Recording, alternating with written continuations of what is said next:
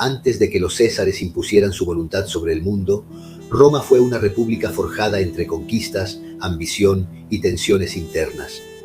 Este video, narrado con una narrativa poética y reflexiva, recorre ese momento clave de la historia, el paso de la república al imperio, entre los siglos IV y I a.C.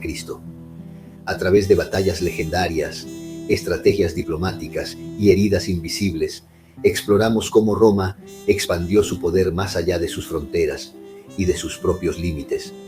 Con imágenes y palabras que evocan el espíritu de una época, este capítulo revela no solo los hechos, sino también el alma de un imperio en construcción. Roma, el sueño de un imperio. El sol se eleva sobre Roma, un fuego dorado que baña los templos y las columnas, pero en su resplandor también proyecta sombras alargadas, vestigios de un tiempo de guerras y conquistas, de un mundo en constante metamorfosis. La República, antaño un baluarte de leyes y deberes, se desploma bajo el peso de sus propias contradicciones. Y del polvo de sus ruinas emerge un nuevo orden, el imperio. Las legiones, curtidas en las montañas de Samnio y en los valles de Magna Grecia, han conquistado no solo tierras, sino un destino que se extiende más allá de los confines conocidos. Desde los campos de batalla en el sur de Italia hasta los muros de Cartago, Roma no solo lucha, sino que aprende. De los griegos toma la falange, de sus enemigos, sus estrategias, de la guerra, una tenacidad implacable. Pero también, en su senda de gloria, deja cicatrices en su propia alma. Las guerras samnitas han esculpido una nación de soldados. Roma, incapaz de retroceder, enfrenta a Pirro de Epiro, cuyos elefantes avanzan como espectros de un futuro incierto. Pero la victoria tiene un precio. Roma no es solo hierro y fuego, también es diplomacia y estrategia. Divide para gobernar, ofreciendo treguas a algunos y cadenas a otros. Cada pacto es una piedra más en el camino de su destino. El eco de los tambores de guerra resuena en los vientos que soplan sobre el Mediterráneo.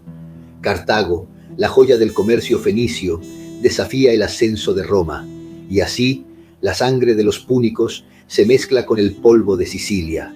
Aníbal, el azote de Roma, desciende de los Alpes con su horda de bestias y guerreros. La tierra tiembla a su paso, pero Roma no cae. Se repliega, espera, resiste. Con una paciencia que desafía el tiempo, contraataca. En las llanuras de Zama, el destino de dos imperios se decide con el filo de las espadas. No hay respiro. Macedonia se alza con sus falanges, y los cólquidos de Oriente susurran promesas de rebeliones. Roma responde con la firmeza de quien se sabe eterno. Una guerra tras otra, cada enemigo aplastado, cada rey reducido a un vasallo. En la lejanía, los muros de Pérgamo caen sin necesidad de asedio. Su rey, sin heredero, lega su reino a Roma, como quien entrega su vida a los dioses. Pero Roma no es inmune a su propia grandeza. La guerra ha traído riqueza y esplendor, pero también ha sembrado semillas de discordia. Los veteranos, curtidos en las llanuras de Iberia y en las colinas de Iliria, retornan a un hogar que ya no reconoce su sacrificio.